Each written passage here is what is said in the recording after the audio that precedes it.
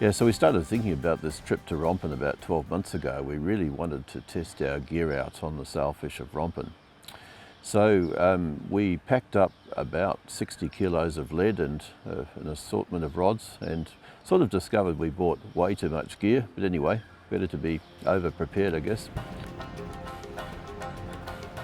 When we got to Malaysia, we spent a day in KL. And KL's an amazing city, really a world-class city. Amazing shops, all the brands, lights, awesome five-star accommodation. Really, a really cool place to hang out. And then we caught a minibus here to Rompin that takes you about 5 hours. The roads are a little bit average, but it's pretty cool.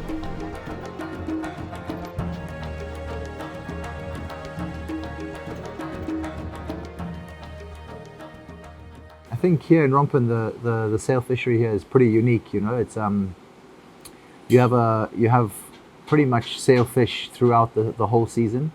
So from March through to October, the numbers increase slowly as you get towards the end of the season. End of October, they've got the northeast monsoon, so weather conditions and sea conditions are unfishable. So even the commercial boats usually stop going out. So I think it kind of gives the area or the fishery a rest of a couple of months. The size of the fish, you don't get huge fish here. You don't get big sailfish, like huge sailfish here. I'd say the size is probably on average 20 to 50 kilos. Probably the most numbers you'll get are probably around the 30, I'd say roughly 30 kilo mark. They're not the biggest, but I think it's still one of the most unique sort of fisheries you can get here. It's one of the few places you can actually cast to them when you see them. So I guess it's a different fishery where you can see the fish come and follow and hit, and then you get your hook up and your fight.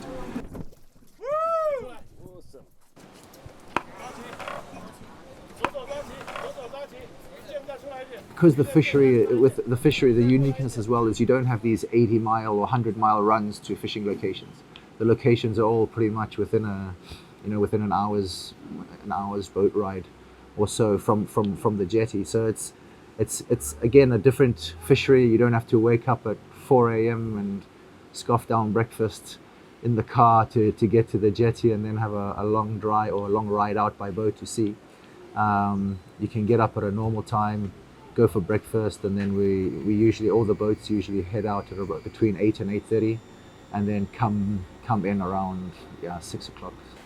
The jetty actually I like a lot. The jetty is not I'm glad it's not a big industrial concrete jetty. You know, your amenities are limited, but I think that's the beauty of it. You know, you go there and you still think it's relatively untouched. You know, the jetty is made out of the mangrove woods and blends in with nature, which is one of the things which is pretty which I mean I like it as well very much.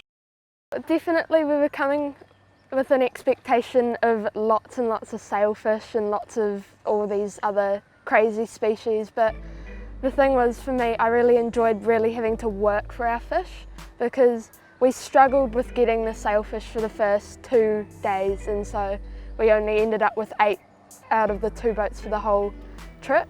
So what we were told was that we'd be getting like 10, 13, but I feel like that would take away the big thrill of it. And really, I think catching not many of them, you get to really cherish catching that fish, and working for it was just great. So the fishing experience, we didn't know really what to expect. In fact, to catch a sailfish you need very little really, and you don't need particularly heavy gear.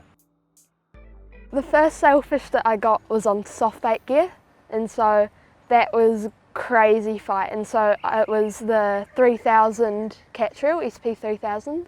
It was really tough to get it up and boat side, but it was great fun on the soft bait gear. Definitely do that again. If you're coming here to fish on your own and you want to bring your own gear, I would suggest a safe setup could be any sort of rod which is PE 3 to 6 with 40 to 60 pound braid, and then you have 80 pound leader. Should be anything 70, 80 pound leader is more than sufficient for sailfish. I guess another thing which points out or is a highlight of Rompin here is that the locals do really have a high respect for the fish here. It's a definite catch and release, so there's no sailfish brought back at all, none whatsoever.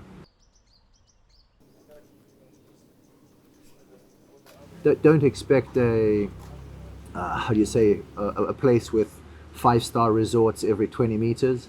It's not like that at all. It's an adventurous place. It's comfortable. It has all the basic amenities that you need.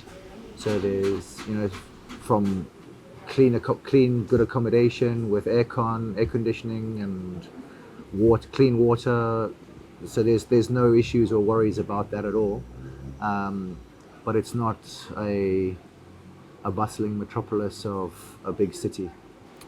You need to have everything organized. So if you do come, speak to the guys who are organizing your trips and ask the questions, get all the info about everything from where you're going to be staying, how you're going to get transported to and from the jetty, from wherever you're staying, food. The food, I think food will probably be the least of your worries. The food in Malaysia is pretty awesome. So there's lots of quirky things here in Rompin, and that was really topped off by a visit to our shop where we're staying.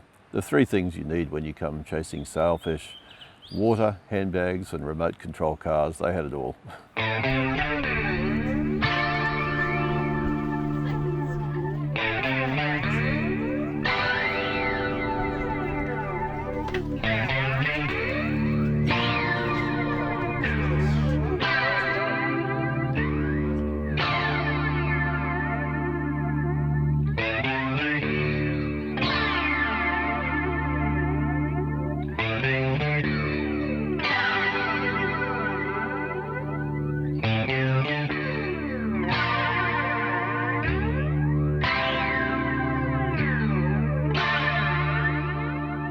Fishing in Rompin's got to be on every angler's bucket list. It was an amazing experience for all of us.